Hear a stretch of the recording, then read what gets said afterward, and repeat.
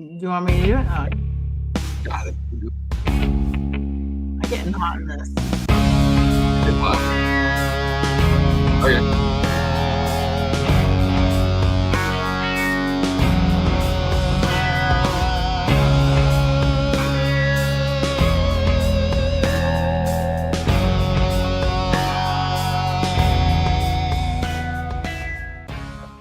Guess who's back in the house, folks?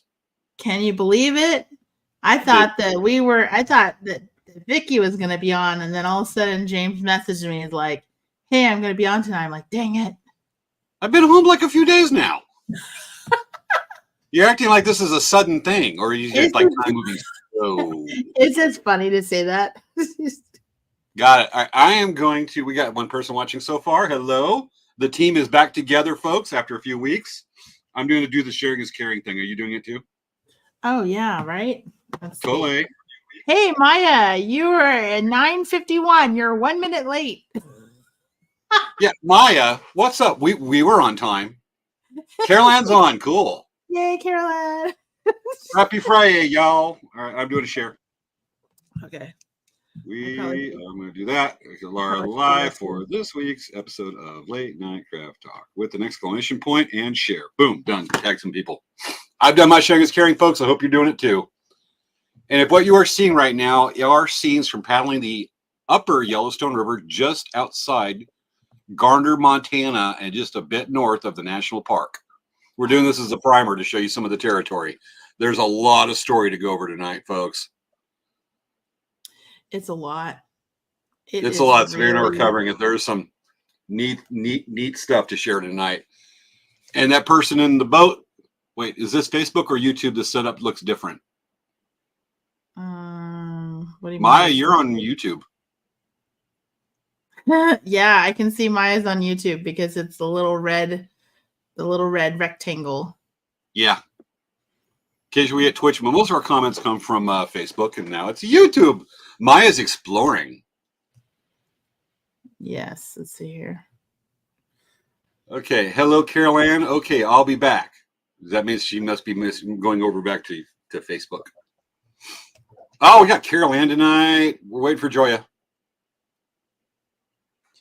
Okay, yeah, folks, what you're seeing right there is a few little rapids, some splishy, splashy stuff. We're in kayaks. We're actually, I think that's in Johnson Valley. And right there, the person, the other kayak is a friend named Carrie who did the river with me. We'll be talking about that. A lot of bouncy, fun, lumpy rapids most of the time. Man, it feels so hot in here. Maybe it's because I'm wearing this like jacket. Why are you wearing a jacket in August? Because I was trying to be cute.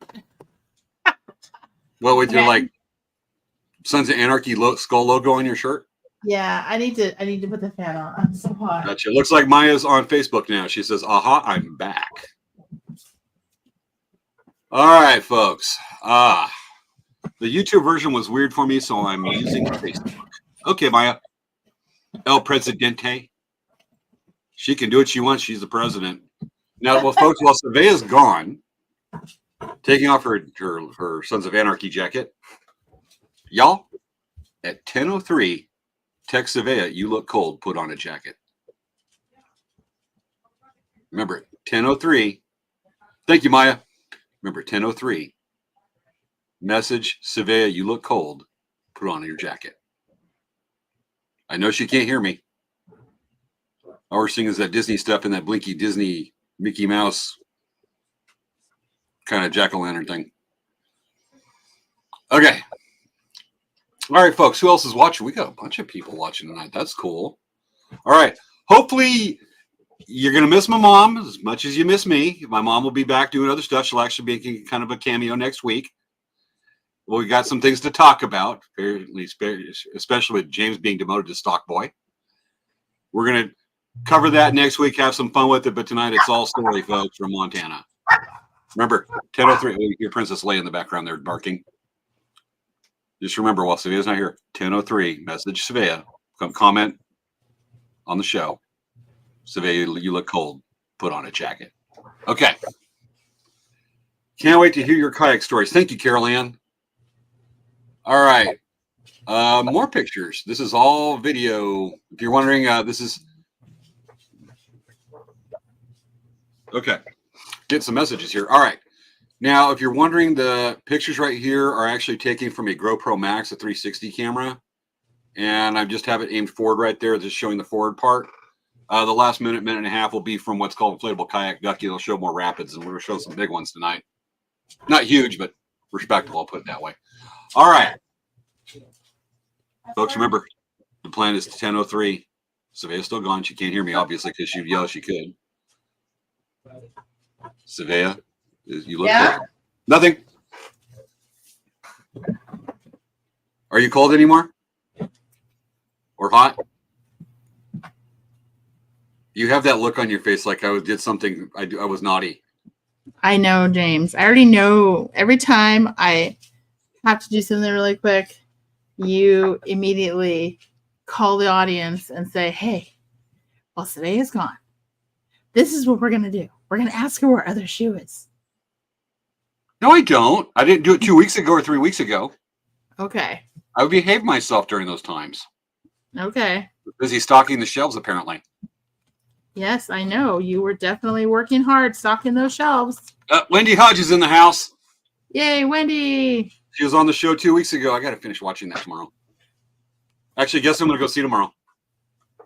I have to go to 29 Palms for a meeting, and I'm going to stop by and say hi to Wendy. Yay, that's cool. Hoorah. Okay. Oh, boy. 3.5 minutes. Just a little more 3.5 minutes, folks. Till showtime.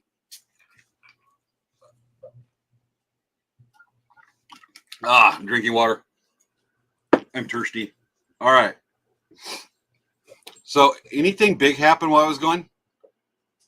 I got to hug Wendy for Maya. And the water's getting crazy. Not really, Maya. It's kind of the angle. It's just bouncy. It's not crazy. Crazy would be like lava falls in the Grand Canyon or big drop in Cataract Canyon. Anyway, I'm going to show some bigger stuff. Okay. 3 minutes. You want to play Magic 8 Ball again? Yes. Okay. Now, folks, before we're waiting. Here's the ducky and coming with the bigger rapids. When Svea and I were counting down to the show, we were playing Magic 8 Ball on my phone with the little app right there. Okay. You have a question for Magic 8 Ball?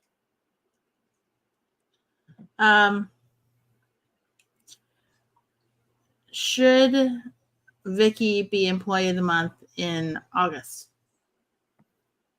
Okay. Should employ the Magic 8 Ball says it's spinning. My sources say no, and I'm not kidding about that. It says my sources say no. As Magic 8 Ball, you can't. It's definitive. We got 2 minutes. You got another question for Magic 8 Ball? Let's see. Should I? Joya's on. Oh, hi, Joya. Hi, Joya. I'm trying to think. Should I wear all purple tomorrow? Okay, Magic 8 Ball should Svea wear all purple tomorrow? Magic 8 Ball says, and it's spinning. Signs point to yes. Nice.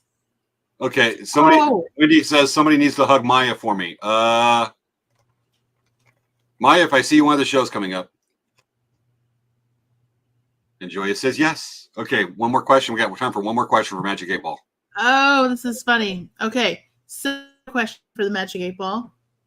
Oh, look what Maya says. She's defied Magic 8 Ball. Okay, I have another question for the Magic 8 Ball. Okay. Does Velvet Jen speak the truth? Does Velvet Jen speak the truth? And it says it is certain. Okay, this is. As long as it's not James from EOTM, it's all good. What's EOTM? Employee of the Month. Okay. Feel the love, Jen. Feel the love. Okay. 30 seconds to countdown. That is funny. Oh, we'll talk about that on there. Okay. You ready for countdown, Svea? Yeah. And Maya says it's almost spooky season, y'all. Oh, yeah. Well, we're already planning our countdown for October. And ready for countdown, starting with, in just 2 seconds, starting with 10, 9, 8, 7, 6, 5, 4, 3, 2, 1. Showtime! Yeehaw. It's time for Late Night Craft Talk with hosts Svea Yang and James Hermes. On this week's show, James is back, and he'll be recapping his experience kayaking 550 miles of the Yellowstone River through Montana. Montana, where the elevation is usually a bigger number than the town's population. It's time to start the show. We were dancing. What were you were doing like this? Where you were doing? I was doing like a zombie. I was doing like a zombie thing. I was like the zombie dance. Okay. Yeah. All right, folks. The team is back. So welcome everyone to Late Night Craft Talk, your weekly go-to show for Friday nights. It is a show that we do live most of the time. Sometimes we do it not all the time live. Sometimes we have to do reruns. Sometimes we have to pre-record. But we always provide you something to watch on Friday night, regardless. And we've been doing this since the start of the pandemic. And we broadcast it on Facebook, YouTube, Twitch. If you like any of this, make sure to like our Facebook pages, subscribe to our channels. It's a great way to learn about all kinds of fun stuff. We have all kinds of interesting things, lots of ideas that we're pulling out of our head, and and we have a little bit of fun along the way. And basically, we want to make sure everyone knows about our businesses, Dancing Bear Indian Trader, and so. Hey, James, what's going on with Elk Rack Traders? Okay, we're back. We were back in Palm Springs last night for the weekly art market in downtown Palm Springs. We'll be there the next 2 weeks. And then folks, look for us at Labor Day weekend, Friday, Saturday, Sunday, Labor Day weekend. Look for us at Barona Powwow. We will be there in full force. But get ready for it before you left. And even when I got back, get ready for it. It's our first powwow back, and look for us there, as well as Poway Rodeo at the end of September. Middle of October, we will be at the Bulls Only Rodeo in Lakeside, California. And look for us at Ridgecrest Powwow up in the Northern Mojave Desert, Central California, first weekend in November.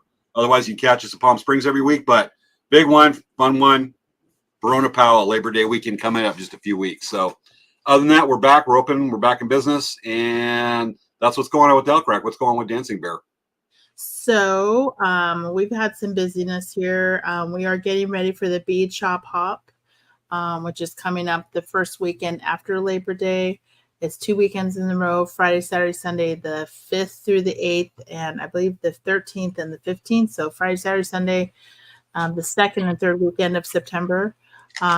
We, at this moment, I believe we were going to be canceling going to Barona. My mom, for those of you who know, my mom had hip replacement surgery, and there's just no way she's ready to go to Barona. And so we are this year probably not going to go because of that. Probably next year we'll return. But we just need to make sure that Chris is ready to go back. And so once she is, then we'll be back. But we have the bead retreat. That is something that registration is open for. That's a lot of fun. We've been doing it for about 6-7 years now, or more actually. And it's a fun event. We kind of trimmed it down a little because we wanted to make it affordable. So basically, if you come for the weekend, it's $150, and we're going to have some free projects to do, and it's going to be open beading in a creative environment. It's at a hotel conference room, so it's like super air conditioned. It has lots of lighting, lots of parking, and if you stay at the hotel it's right downstairs. So anyway, it's a lot of fun. So I do recommend signing up for that. But anyway, that's pretty much what's been going on with Dancing Bear. Gotcha. Well, I know we've got a few things to address.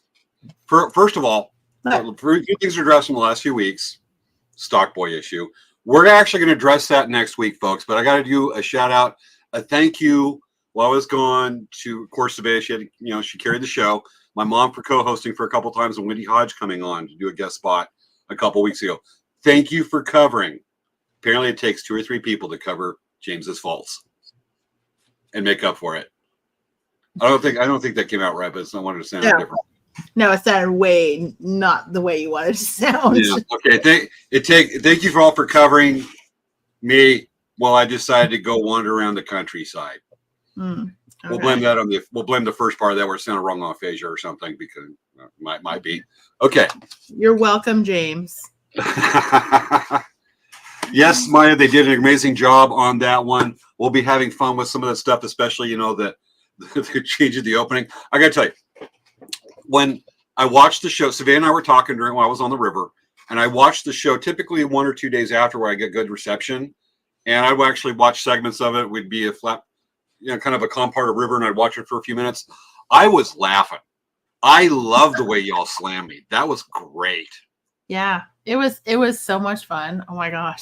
I was loving it. I was loving it. I was thinking of sending a reply back on the river, but our cell phone coverage was just too intermittent out there. With that, I think we need to jump into the story here, folks. There's a lot of banner we can do, but we want to jump right into the subject matter because there's a lot of story to tell tonight. Ask away. We're going to be showing a lot of pictures and several video clips of this trip that have not reached the internet. I haven't posted. Some I have, most I haven't. If you follow the trip, it was one heck of a trip, and I think we need to jump right into it. You think so? Okay. All right. So there's a lot to cover by 11 o'clock because Savannah will both have to be some ways to be tomorrow morning. So we're going to go in this. Hello, Kelly Jo. And I also got to show Jen stuff. I love Jen's posts. That was just proving how replaceable you are, James. Okay. All right, with that, folks, we're jumping into it. Okay, first of all, we did a primer on this. We've known we're going to be gone for the last several months. I've been planning this trip since June of last year, and now it's done. We did a show back in April to talk about what we're doing, and now it's a show about what happened. So just to kind of add things right quick, a little primer right quick, is the Yellowstone River. This is the section of Montana it cuts across. Now, you got to understand, Montana is the 4th biggest state in the United States. It's huge. And Yellowstone River cuts across, starts in Wyoming, the headwaters, just outside one side of Yellowstone National Park, and cuts across Yellowstone National Park, and then goes up into Wyoming. And we went from right about here, just north, just a couple miles north of the national park, and followed that river 555 miles through Billings, Columbus, Miles City, Forsyth, Custer, Savage, all those small towns, all the way up into just a few miles into North Dakota at the confluence of the Missouri River near Williamson. I think it's called Williamton or Williamson, North Dakota. We went so far east that our phones were jumping to Central Time instead of Mountain. We are 2 hours in the future instead of 1 this time. So that's a reminder what it is. This cuts from the foothill in the Rockies and the foothills of the Rockies all the way to some badlands and rolling hills of the Great Plains to right around here where you start getting into the flat Great Plains. And with that, let's tell a story. So, James, I have a question. Yes. Did you start from the bottom, go up, or the up to down? We went from here. The Yellowstone River flows to the northeast. I don't see a cursor. You don't? You say... Okay, my apologies. I know I did. Here's the cursor. Okay. So right here's Gardner. So that's and the river flows. That's where you started on the bottom. Yeah. Okay. It starts on the bottom, and the cursor is going upward to the right and to the upper right.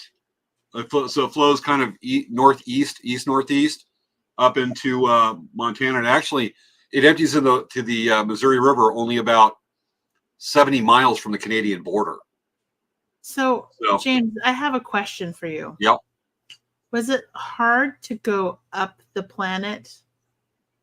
Yes. Yes, it was. I'll tell you one thing that I did not get used to is up that far north, and Jen is going to go roll her eyes at me on this one, is that we were so far north that the sun didn't set till just after 10 o'clock at night and rose about 4:35 in the morning. That's when we first got there. It throws off your body clock. And by the time we got done, we've been up there long enough that we actually lost over an hour of daylight, and sun started setting about 9 o'clock and would rise about 6. But we're so used to getting dark at like 7, 8 o'clock at night that we wouldn't go to bed a lot of times till 10 or 10:30 just because our body clock said it's earlier than that. So that kind of threw us off a bit, but you get used to it, but it was a lot of short sleep. But let's get with the story. Let me introduce the team that paddled the river, almost the whole river. This is I call it the navigable part because you can't legally paddle the Yellowstone River in Yellowstone National Park. That's why we had to launch at Gardner, just north of the national park. But with that, here's the team.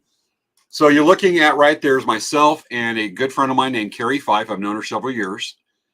She lives in Utah, and I met her when she was doing a source to sea on the Colorado River, where she launched from the headwaters of the Green River in central Wyoming, paddled all the way down the Colorado River and followed it all the way through the Grand Canyon and by Laughlin and all the way down to the Sea of Cortez in Mexico. And I helped her on that part, and we get good friends from there. So that's the team. And let's hit go time. All right. Quick thing. I left my house July 5th. That's Friday morning, like early Friday morning, to head up to Montana, stay with some friends. I picked up Carrie over in near Evanston, Wyoming. We stayed with some friends in Idaho Falls, and I got to give a shout out to the people that helped with this. Right there on the right is Crystal Haddon, myself, then Chase Haddon, and his mom, Debbie. Debbie actually lives only 35 minutes from me in Desert Hot Springs. She was visiting Chase. And with that, go time.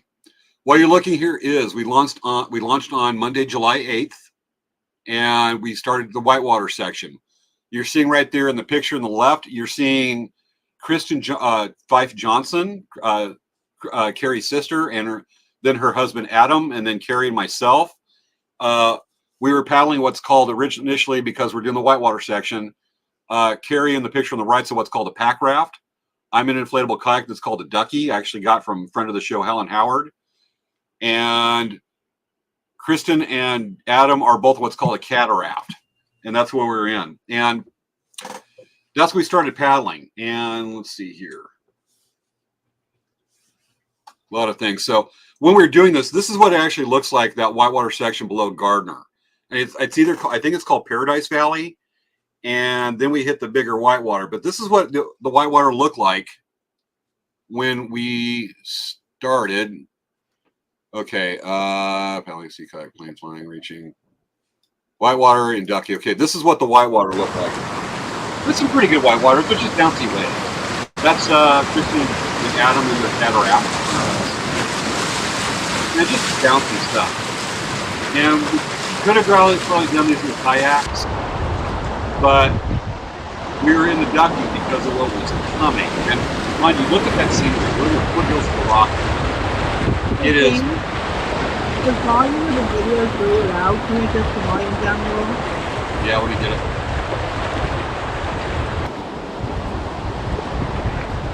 Yeah, let's keep it that way. Let me repeat that. We're in the foothills of the Rockies, and that is incredibly gorgeous territory. And we actually paddled right by an elk drinking out of the river. Eagles all over the place. We were also definitely in grizzly territory. And that's what it looked like going through there. We were in the duckies and the cataract and the pack raft because of this. That is what's called Yankee Jim Canyon. This is where the river goes to a gorge. It narrows up. The entire volume of the river narrows up to about the size of about a 2-lane highway, maybe 3-lane. And it creates some pretty good, solid Class 3 rapids. And those are the rapids we had to go through. Now, mind you, the bottom two pictures, what you're looking at, in 2021, this is going to be a recurring theme. In 2021, there was a 100-year flood on the Yellowstone River. And debris, like whole cottonwood trees, what's called deadfall sticking out of the river. We saw the entire length down, all the way down to North Dakota. And to give you an idea of how big the water was, what you're seeing in those two pictures is a canoe wrapped up in the trees. And you can see all that deadfall. That's from the 2021 flood. Wow. I believe it was June and July 2021. So some pretty serious whitewater through there. Let me see the next slide. Okay. Now, quick story. I got to go back to that one. All right. Slides get mixed up. The thing about Yankee Jim Canyon, when we were about to enter it, we're going through, I'm in the pack raft, and my hand starts cramping. My hand was bent like this. And I didn't feel it, but I'm looking at it. I can't grip the paddle. I'm like, what the heck? And then my legs started cramping, and I'm like, we're about to go into these class 3 rapids where the river seriously constricts. And I'm like, bite my lip and go, I don't know why it's cramping. And it cramped a couple times. And I was mad.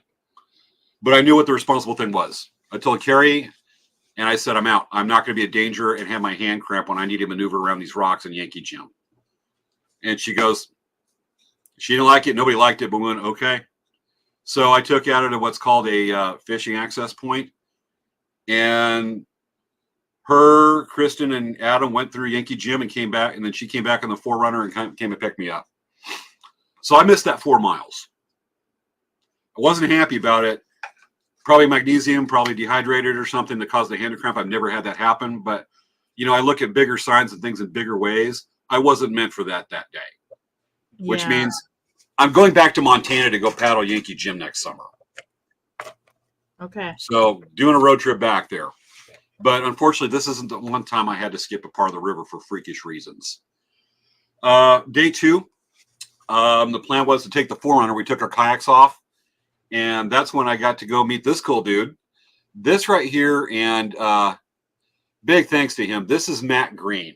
I've known Matt since I was 12. He lives in Billings, Montana. And he let me park the Forerunner there, and he brought me back to the river. We're at a place called Carbella Fishing Access, just outside Yankee Jim. And he brought me back, and actually we'd see Matt a few more times on this trip. But Matt, he actually sometimes watches the show. It was great, and I'm going to do a shout out here a little bit later for a story to his wife. Oh crap! I just forgot her name. Blame. That's me being forgetful, folks. That's this thing going on. Mindy, my apologies, because I know she'll probably watch the show. Mindy, my apologies for that. But move on with the story. So I got to throw those out to put the characters in place for the story. All right. These are pictures of what we were going down through Paradise Valley the next day.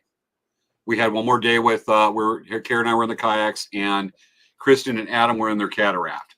And there was some fun splishy splashy rapids that we went through. And after that, they took out at what's called Loch Levin Fishing Access. Now, mind you, Montana Fish and Game, their parks, they're different than other, like, say, fishing with other states.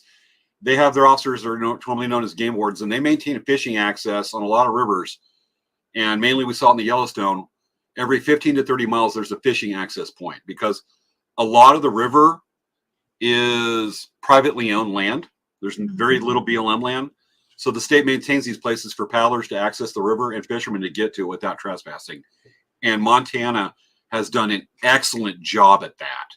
Otherwise, without those, there's no way to legally access the river without, like, paying or convincing or talking to a landowner. And that doesn't go so well a lot of times, especially in a major tourist area like near Yellowstone National Park. So where you're looking on these pictures right here is you're looking at Paradise Valley, and just the scenery there is amazing. Matt had never been there before, and he dropped me off. He's like, dude, I had no idea.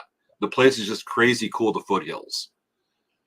And when we finally, on day 1, 2, 3, on day 4, where we finally, it was just Carrie and I shooting the river. Oh, this is a story. Okay. First cool story. This is what's called a diversion dam. And we didn't know about it. Now, mind you, this is crazy. This just tells you what a badass Carrie 5 is. She's a rower. She'd just done like about a week and 2 weeks before this trip. She did a 5-day trip on the North Fork of the Salmon in Idaho, rowing and a raft. And she does a lot of whitewater. So there's a lot of places where the Yellowstone River braids. It goes around forms around little islands and just goes off into several channels. And this one, we missed a sign that says diversion dam. And her sister and brother-in-law came by, and she just goes that way. And so they did. And then somebody told us there's a diversion dam down this channel. We're like, oh no. So we park our boats in the main channel. We can see where the diversion dam's just upriver from us. And Carrie busts through an island that's overgrown with a lot of brush. I have to grab what's called a Z-drag kit. And I try to follow her tracks. I make a wrong turn. I'm surrounded by 5 rattlesnakes. Kid you not. And so I spent 3.5 minutes slowly backing out of this area with a bunch of deadfall with a rattlesnake here, rattlesnake there, rattlesnake there, rattlesnake there. So I'm spending 3 minutes going very slowly because I don't want to be bit by a rattlesnake only 4 days or 3 days into this trip. Now, mind you, at the same time, Carrie's busting through this brush, and she gets to her sister, finds out that they actually had parked the raft, and you can actually see it in this photo. You can see the raft right there in the distance. They tied up some rocks, and there's no way they're going to go up against the current. So Carrie comes back. I'm waiting for her on the beach because I'm like, I'm not getting lost. We don't need two people getting, listening for each other. So she comes back, finds me. We grab some extra gear. We go over. Now we get over. I look at it, and we're talking, and she agrees. If you see the channel there on the right of your picture, the left looks smoother, but there's a big rock that the pad raft can get caught on. So you got to take the right channel that's at an angle. And so Kristen and Adam wait over next to me. I tie up a rope and a safety line in case something happens to Carrie, and I got to throw a thrower up to her and jump after his rescue, which was totally fruitless anyways, because Carrie came in at an angle and ran that right line. And she styled it. She was able to get it back what's called an eddy, where it spins, and you're here. Gets it where it comes back in. Came in there. I grabbed the aluminum frame of the cataract. She tied it off and jumped on, and off we went back to our boats downstream. She rocked it. This is Wonder Woman incarnate. And let me tell you, you do a trip, you want somebody better than you, and she schooled me a lot of times. So that was pretty outstanding. And somebody else that want to give a shout out to. Now, when we got past there and Adam and Kristen headed back home, we were in the sea kayaks. There's a lot of parts. I didn't know the water was going to get like this. Now, I've run rapids in my sea kayak, but not something that requires a lot of tight turns at a current. And I kid you not, the current on the Yellowstone in this part is running 6 to 7 miles per hour. That's fast. We were doing 30-mile days. It was not hard to do in that current. But when we were doing this, and let me make room here. When we were running the current by Livingston, Montana, the gradient of the river got greater. And this is some of what I had to paddle through. And it's not easy in a sea kayak.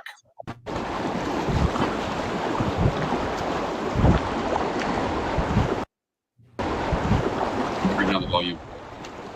Now, right here, what you're looking at is the current pushing me into, and I'm trying to what's called a ferry angle out.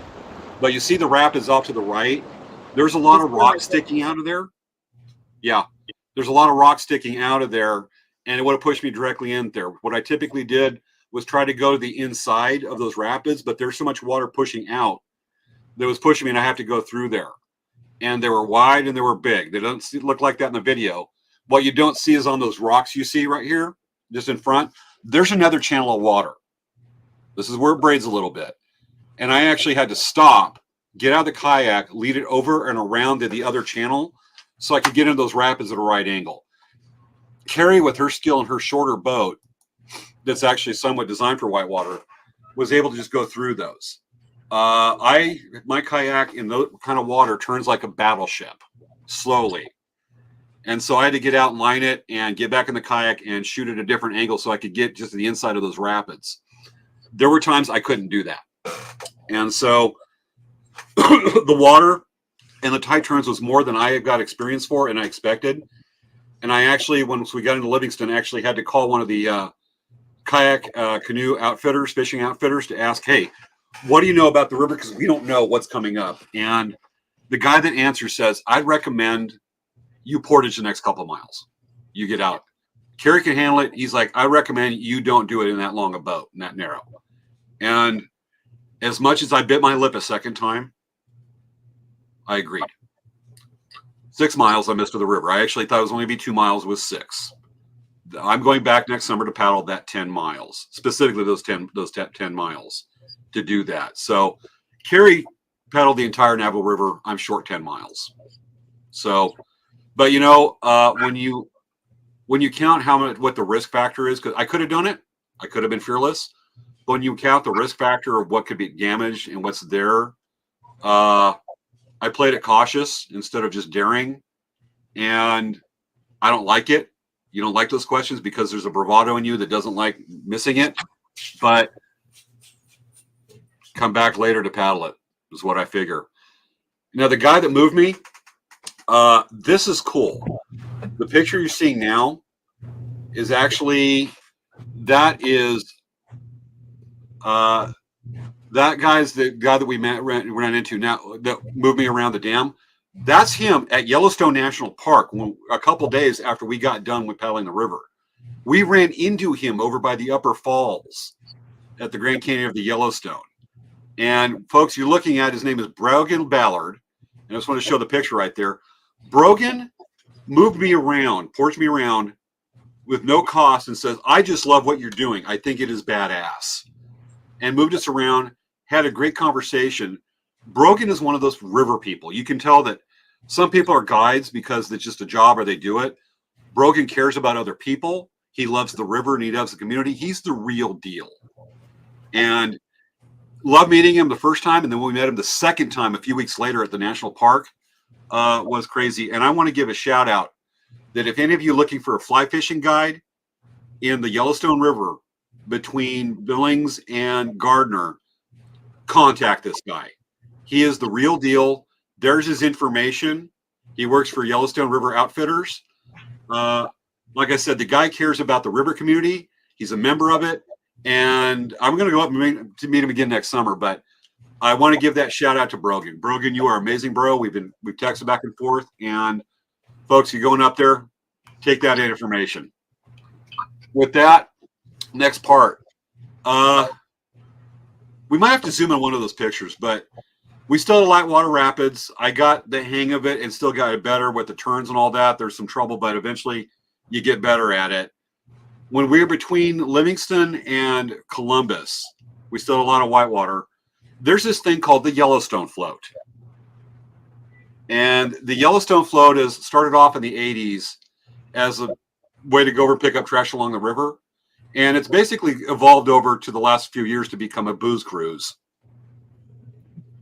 People go out there to get drunk in rafts and what's called drift boats. And to tell you how much it's a booze cruise, I'm going to zoom in on one picture. We saw that and we definitely got out of there because that made that we were both uncomfortable with that. But like the booze cruise, the locals get into it because right there it says, okay, it's not zooming in. Was it the red sign? It's the red sign. It actually says free breast exams. Flash your boobs and another sign were saying flash and we cheer. There was a few of that, but that was the most blatant on the river. And yeah, a big wow. So yeah, we weren't exactly stopping to talk to those people. That was not cool with us. I remember when I went on the Salt River and we did the Salt River tubing. Mm-hmm. I remember there were people along the side of the road in chairs, and it's like, show us. And some people did. Oh, yeah. When I used to work as a medic on the Bullhead River Regatta, where you would have 40,000 people go down a 10-mile stretch of the Colorado River in one afternoon, you can see a few things. But yeah, there's ladies that go over and say, hey, we need a Band-Aid. And just, alcohol makes you do really stupid things. What's even worse is some people weren't even, drunk. But just another reason why we won't touch the stuff. Yeah, it makes you do dumb things and get ruins. Definitely foils and inhibitions. So yeah, not a fan. With that, hold on, catching this up. So that the river still, we still had some whitewater all the way to Billings, Montana, and that was the first third of the trip, about 180 or 70 river miles. And between Gardner and Billings, we lost 3,000 feet in elevation. That tells you how fast that water's moving and how much gradient you have, folks. I'll take over. Svea's going to be gone for just a moment. Of course, we just hit the wrong camera. We'll just go ahead and leave it like that. Anyway, so we lose 3,000. You're back? Yeah, I just need to do a drink. Okay, got it. You lose 3,000 feet of elevation. The territory we through there is we're just getting out of the foothills of the Rockies. It is gorgeous. And you saw a little bit of that in one of the videos. With that, I think I have, let me make sure something I need to play here. Okay, you saw some of the territory right there. And as we started getting to Billings, we started getting kind of the more open and like rolling plains, and we get some foothills with some pine trees along the river. And it was real pretty. But by the time we hit Billings, we hit our first resupply box. And this is a picture of us. Here we go. This is a picture of Carrie and I. The Forerunner was parked over Matt's house. We got over to a boat launch over Billings. Matt met us, picked us up, took me to his house, got the Forerunner, came back, got Carrie, and we got to spend half a layover day. This is us getting ready to head out because I had to go to Carbella and pick up a new camp chair because mine broke. That's what I get for a borrowed or a cheap camp chair that was old anyways. So we got some resupplies, went through our resupply box, organized our food, and then we were off the next morning. And a lot of the whitewater was over. We started getting to that rolling hills. And to kind of summarize what our trip was like a lot of places, this is what our campsites would look like. The upper left shows a gravel bar where it's mostly stone and we get a little bit of sand. And occasionally we get a nice sandbar, which makes it easier to put your tent stakes in and park the boat. But like I said, that's a couple of our campsites and how we cook in the evening. If there's a little bit of wind, we bring the boats together and use that as a windbreak while we cook our food. And really pretty sunrises and sunsets, a beautiful sky. It's big sky country. We didn't get as much as we wanted because we were getting a lot of smoke from the forest fires in Northern California and Western Montana and Washington and Oregon and Idaho and British Columbia. All that smoke goes right through Montana. So we got a lot of very red sunsets and sunrises. And with that, this is some other pictures that we saw what the terrain looks like along the river. There's a lot of cottonwood groves. Mind you, the Yellowstone River, and let me go ahead and do this right quick. The Yellowstone River was known as part of the heart of what was called the American Serengeti back in the early 1800s. Roaming buffalo, elk herds, wolf packs going through there. And this is the river where during the Lewis and Clark expedition of 1804 to 1806, when on their way back, Clark and William and Clark separated, and Clark took part of the expedition to Core Discovery, went down by Yellowstone, where Yellowstone National Park currently is, actually a little above Livingston, and followed the river back, documented it, and took it all the way up to the Missouri River where they met Lewis. And I remember it said William and Clark's, Lewis and Clark, where they met there. So he went through and documented a lot of places. We'll actually show a little something about the Lewis and Clark expedition that's pretty neat. Matter of fact, one of my uncles was one of the native guides on that expedition, and he went down the Yellowstone. So I'm the second generation of my family, the second part of my family to go down the Yellowstone, not the first.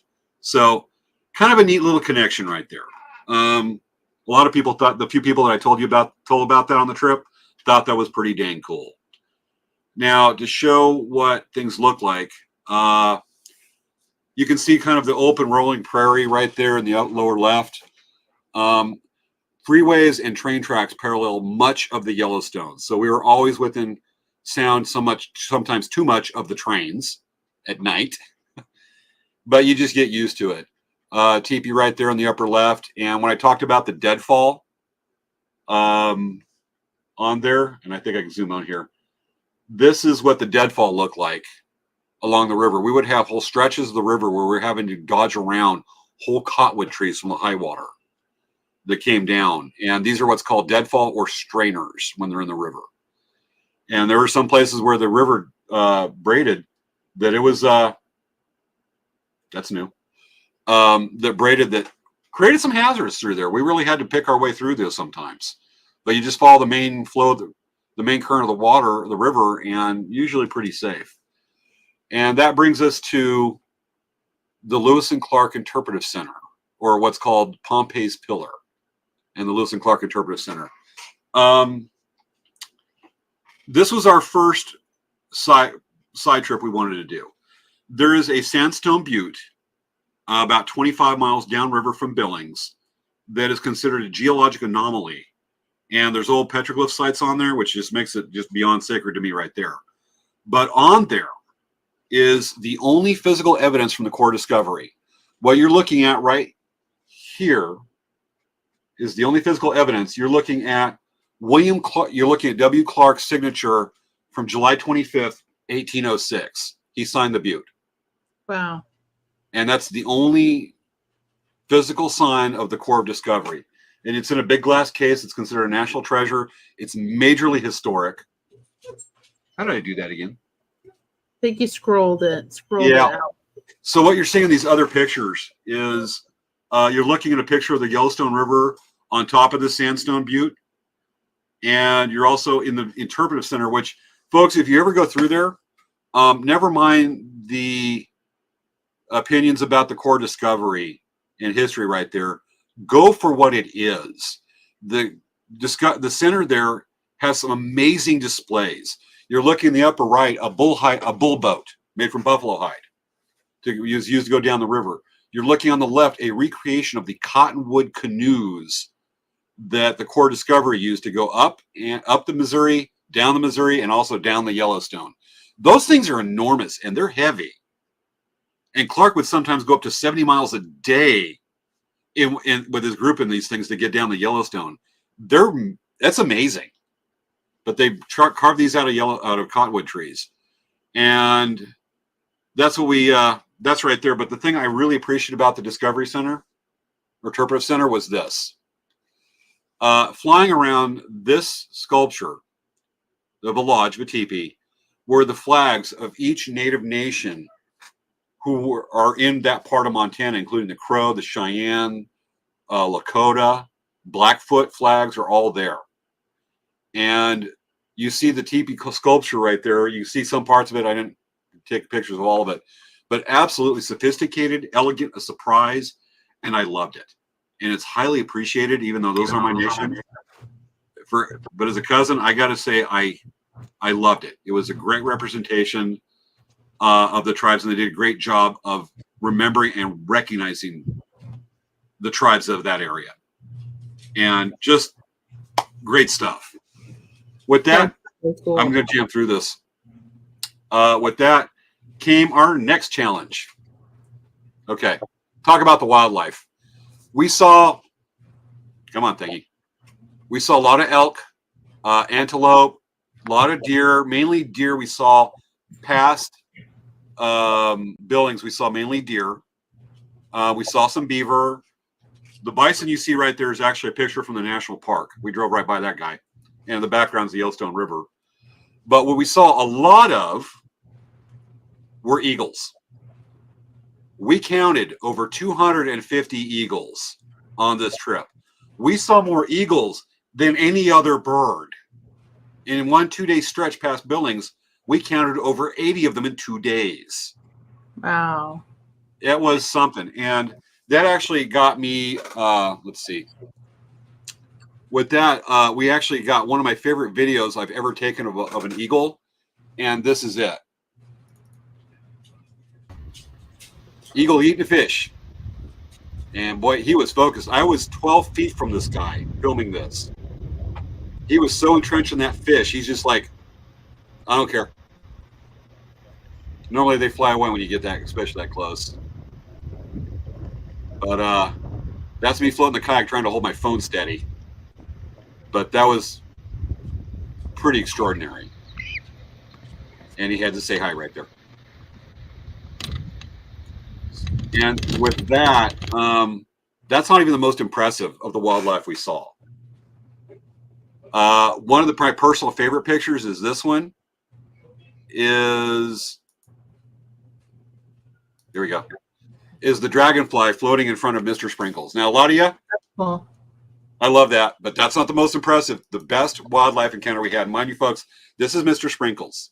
This rode on the bow of the Ducky and Slaughterpocalypse, my kayak, the whole time. This little thing, people would go, what's with the unicorn? I went, why wouldn't I have a unicorn?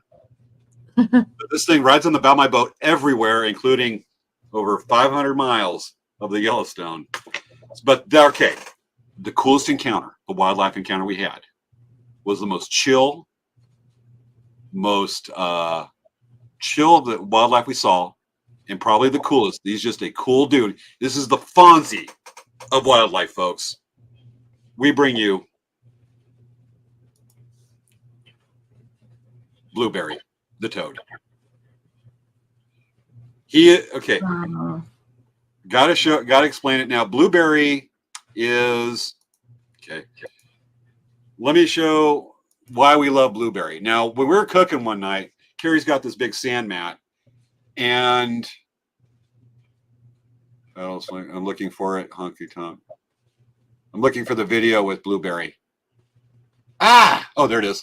Okay. Blueberry, our friend toad.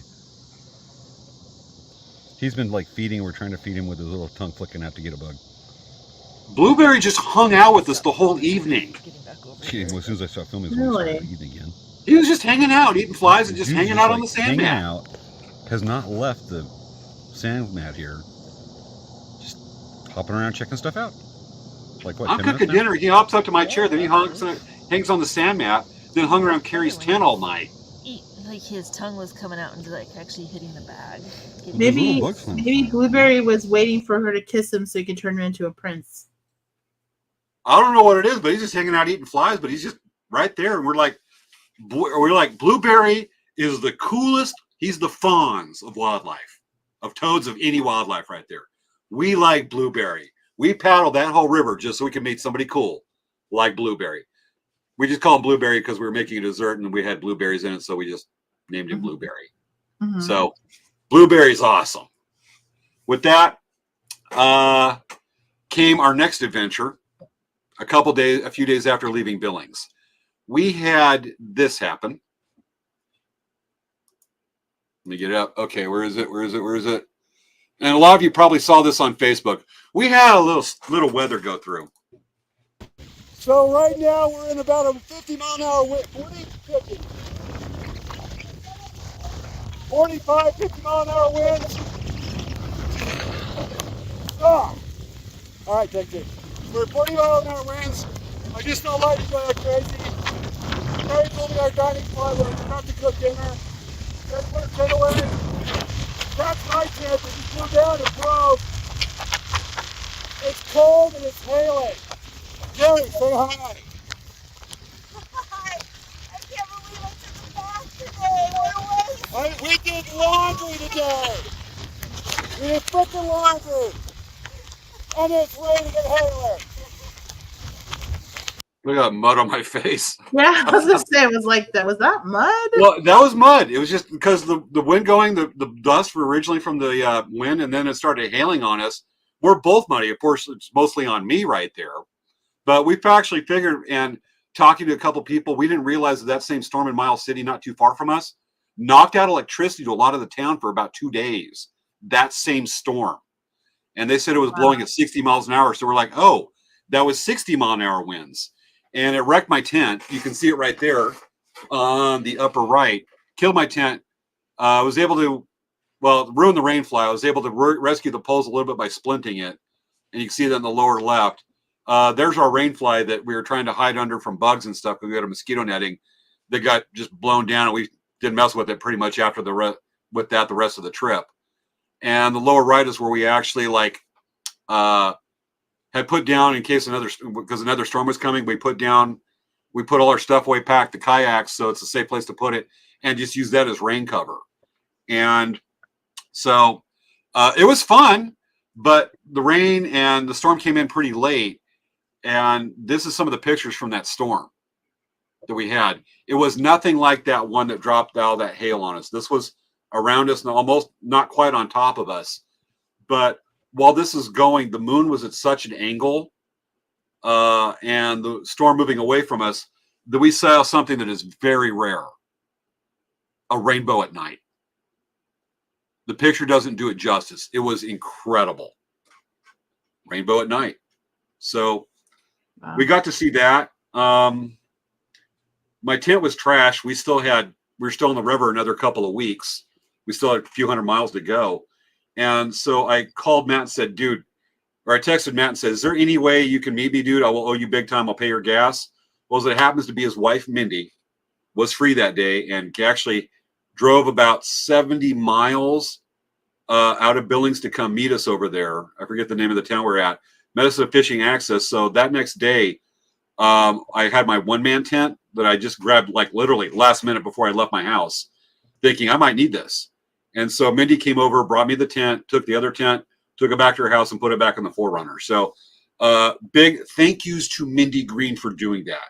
As I said, Matt and Mindy would be reoccurring throughout our trip. And they were right there and bailed my butt out big time on that one. So I still owe them. With that, the next part of our adventure is we got down to Forsyth. And I actually took some slack for this.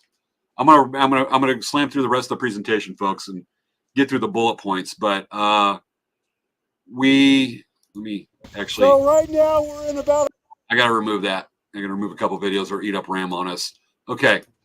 When we got to Forsyth, we actually had to portage one of several diversion dams, and we got over a boat launch. We were looking at about a 1 mile portage between the boat launch and getting above the diversion dam. Carrie's over there getting information. And the person she is talking to goes, oh, my dad can come pick you up and move you around the dam. We're like, oh, that's cool. So you call that river angels when somebody can come along and help you a lot with that. And so that's where we met. And I am going to not use his real name, but I'll say we met Robert. Robert pulls up in an old 90s truck with no dashboard, no console. And I went, this guy's a tinker and he knows how to keep old vehicles going. Asked him, hey, how you doing? Can we give you money for dinner at a nice restaurant? He goes, I don't eat out. We go, can we get you tickets to the county fair? Because that's happening right there. He goes, I don't go to the fair. And I'm like, oh boy, he's going to be a tough one. But talking to him, turns out he likes herring. He likes some certain fish. And Robert, who wasn't particularly talkative, but just there to kind of help us because his daughter told him to, we ended up just talking with this guy. There is always something to like about somebody. And Robert was one of those people that you're initially like, and then after a little bit of conversation, we're talking like we're all buds.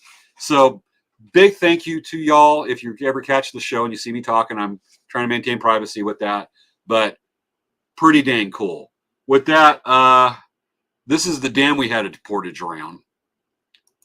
And it doesn't look like much, but that's a pretty significant drop. You don't want to run that. And so we ran that sucker. We launched from Forsyth. A couple days later, we were down in Miles City, Montana, where I actually had mailed a resupply box to go to, Postmaster General Delivery. And these are some scenes around Miles City. That's a cowboy town, established, I think, 1880, 1883. And you can see some of the murals there. And what I love is, like, if you look at the bike rack, those are bridles on the left, and on the right are branding irons. That's the bike rack in downtown. Ah, that's cool. I love that. So we had to go over there. We went over there and, got our resupply box. And then we moved on down the river. And I'm going to go back to that one. So we moved on down the river, and some cool scenes and clips to show you right quick. The trains that went by, sometimes they'll be on a hill. They come right by the river. And, Svea, did you ever do this in, like, say, a truck or someone, truckers went by? Did you go like this to big rigs? That doesn't happen much anymore. But you know what? You can still do that with a train. Oh, that's fun. Oh, yeah. So, folks, here's going to a train driving by. See you. They'll absolutely see you because all they're sitting there doing is just running the train, and they're looking around. They see two people in boats going like this. Oh, yeah, and it happened. Watch this. I'm going to skip ahead. Here he comes. Here comes the train. I've got my arm and I'm going like this to it. This happened several times. They get a little greater going right by the river like that. Oh, you can see my hand going like this. You like it hard. You can't see the video, but he's actually waving at me. This probably happened 5 times on this trip. I bet they never see people on the river like that. What's that? They probably don't see people on the river like that. People do it every year. They do sections, maybe not the whole thing, but granted, we're pretty isolated areas out there between the towns, and the towns are pretty spread out. And they do that. I mean, the first time it happened, I'm like, little boy in me's thrilled. My life is complete. Generally, they don't see people in kayaks on the river in general. So nope. I'm sure they probably really love seeing people in the river. Especially when we're going like this and they honk their horn and we're both going, yay! That was pretty cool. Love that. So, matter of fact, see, Joya used to do that with trucks going like that. So, yeah, that was cool stuff. All right, I got to. Buses when we would go to Six Flags, everyone on the bus would be like. Oh, we did that too as kids. All right, I've only got a few minutes left, folks. I got to wrap this up. Let me get through the rest of it. 10 minutes. Less than 10 minutes. I'm running through it. Okay. Right here, sometimes we would have problems with what's called mayflies. There would be biblical levels of clouds of mayflies. And this is them settled on the kayak at night. There are tens of thousands of these things. Them. 1 million. I can't see them. Let me zoom in on one. They look like you're just kayaks. Nope. There you get an idea. Holy moly. They covered our boats one night. North of what's called Intake Diversion Dam. I agree, Joya. Yeah. Well, you know, from farm country, those things, they're harmless. Mayflies are absolutely harmless. We had a lot of mosquitoes. We had a lot of biting flies we had to deal with. But the mayflies, they're just annoying. But you work, you know, that's what you got. And the thing is, you take a bucket of water, you dump it off, and they roll right off the kayak.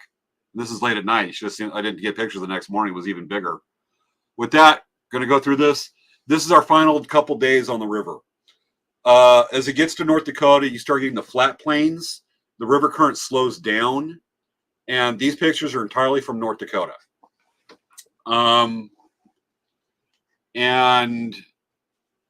the current of the river slows down a lot because you start losing the gravel bars. We got a lot of agates and stones like that to just the sand you have of that part of the Great Plains. And the current has to work its way around the sandbars. And I mean, the current was just slow, like 2 miles an hour slow. And we just went there. And what you see on the lower left is approaching the confluence of the Missouri River. And on the lower right, you actually see to the left is the Yellowstone River. To the right is the Missouri River. That is the confluence. And with that, our last moments on the river, we were met by the same person we saw at the beginning. We were met by a friend of the show, and she's been a guest, Helen Howard, right there. She's standing at the right below the confluence by a boat launch that's covered with mud. So we went down a little bit further, and that's Carrie and I just taking out of our boats, getting our stuff out, holding up the famous taco flag.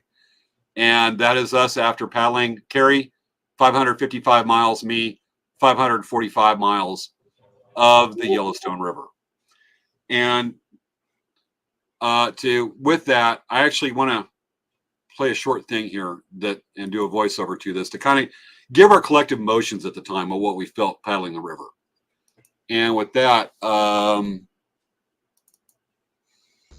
so this is up. I'm going to skip forward a little bit so you can actually see us coming out onto the river. This is us making our way out onto the Yellowstone, or onto the Missouri from the Yellowstone. I'm going to turn it down a little bit.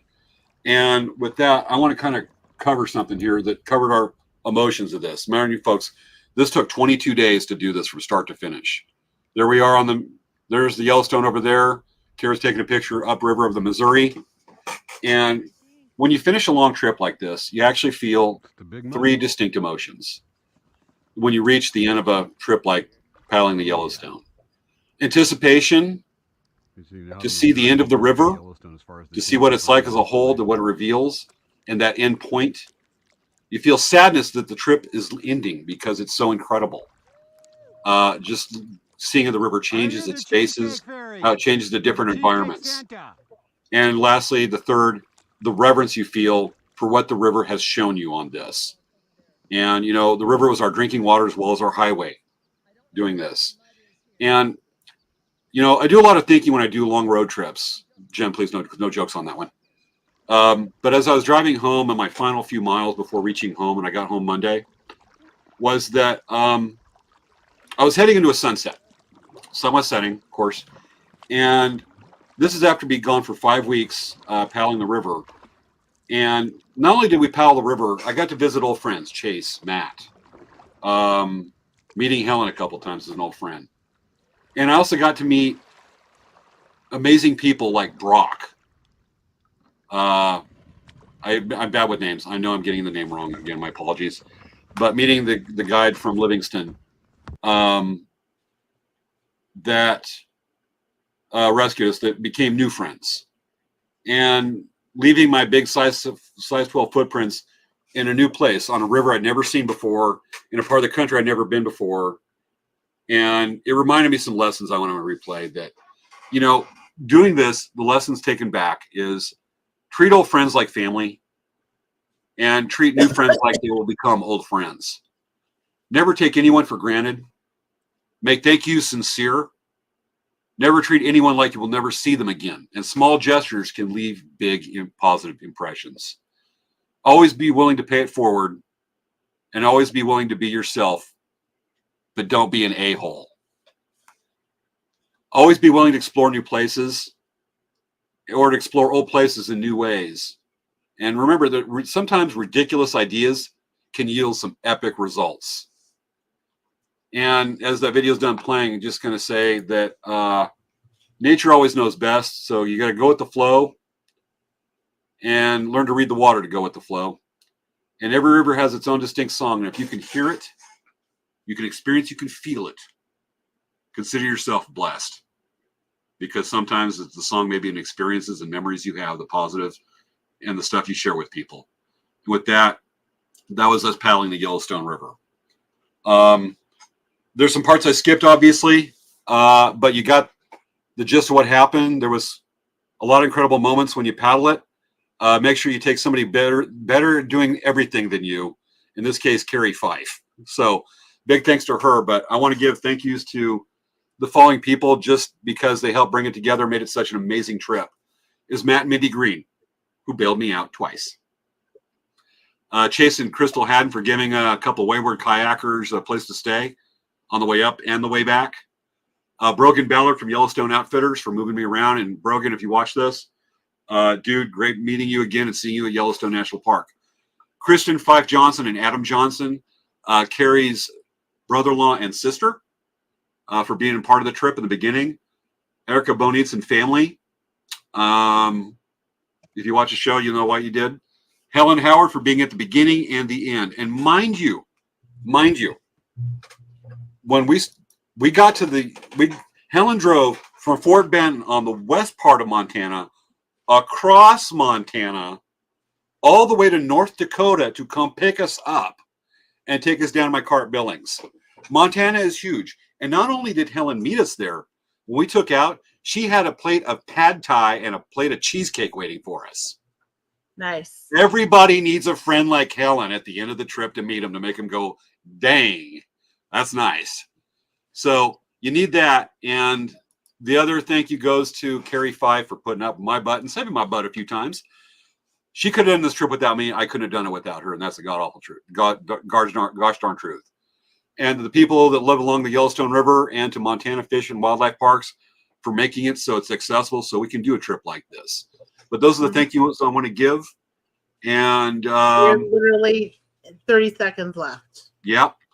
And that's why I went through this. So with that, folks, that's a summary of the Yellowstone trip. There's more that can be told, and maybe in the future I'll do a part roundup to finish this off, because there's probably 10 or 15 minutes left in it, but we're not doing overtime. We both got places to be. But again, amazing trip, amazing people.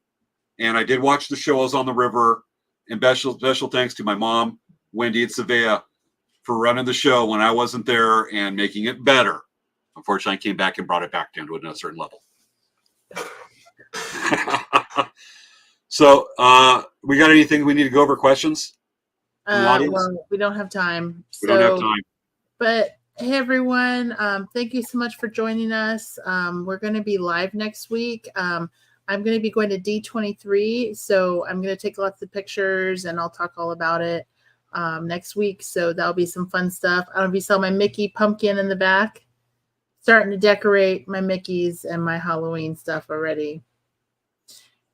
Anyway, if I don't do it, I'll never do it. So got it.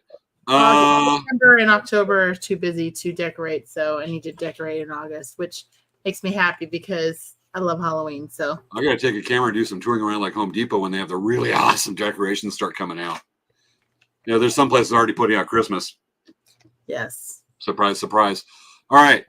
Next week's show, folks. Remember, Percy meteor shower this weekend. Climax of it is Sunday night / Monday morning. Hopefully you don't have to go to work early. You can call in sick or whatever. But that's the best of it. You can see some great stuff tonight and tomorrow night. And we're actually going to do next week's show on the history and significance and science of meteor showers. We're going to show some pictures because I'm going to be up Monday morning early shooting video of this. And possibly we even might see the shooting star. I'm trying to make a joke about Svea and shooting stars. Okay, we're over. Not working, not connecting. We'll blame the aphasia. All right, folks. So that's next week's show. Doing that, and we'll be addressing James the Stock Boy next week. Mm-hmm. Got it. Go time? Yep. All right, All right, folks. everyone. Let me cue up the show, the closing credits. It's hard to do. It's hard to talk about a trip this amazing in just that much, but we got a lot of the main points. All right. Opening credits. I want closing credits. Where'd you put them? Old screen. I'm looking. Be patient with me. New opening credits. Comic book. Dang, where'd it go? Oh, here it is. That's the show. Hold screen. Wow. All right, here it is. All right, folks, dance with us. Prince.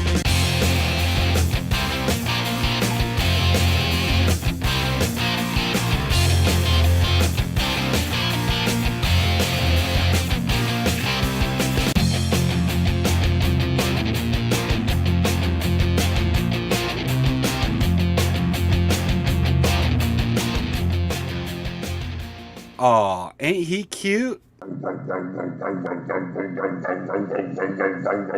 Don't do that thumbs down thing. You love Jar Jar Pickles. Good night, folks. Oh. Bye, everyone.